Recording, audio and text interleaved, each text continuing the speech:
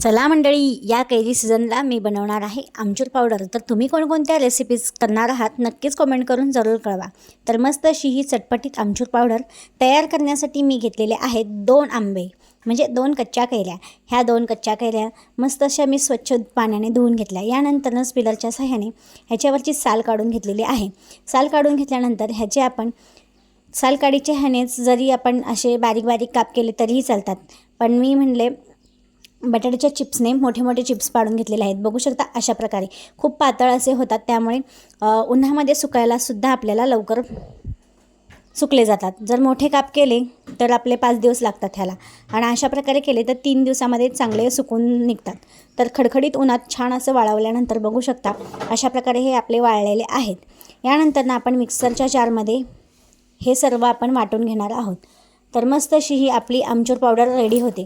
तर पूर्ण आपण हे भांडं पलटी केलेलं आहे आणि झाकणाला लागलेले सुद्धा आमचूर पावडर आपण ब्रशच्या सहाय्याने काढून घ्यायची। यानंतर ही पुरणाच्या चाळणीने चाळून घेऊन आपण मस्त एअरटाईट कंटेनरमध्ये ठेवून द्यायची। वर्षभरासाठी सुद्धा टिकून राहते। तुम्ही भरपूर कैऱ्यांची सुद्धा करू शकता आणि वर्षभर साठवून चटपटी मस्त अशी पदार्थ करून खाऊ शकता आमचूर पावडरचे। याचबरोबर आमचूर पावडरचे खूप खूप उपयोग आहेत। तर तुम्हाला कोणकोणते उपयोग माहिती आहेत ते कमेंट करून जरूर कळवा। व्हिडिओ आवडल्यास लाईक शेअर सबस्क्राईब करायला अजिबात विसरू नका। धन्यवाद।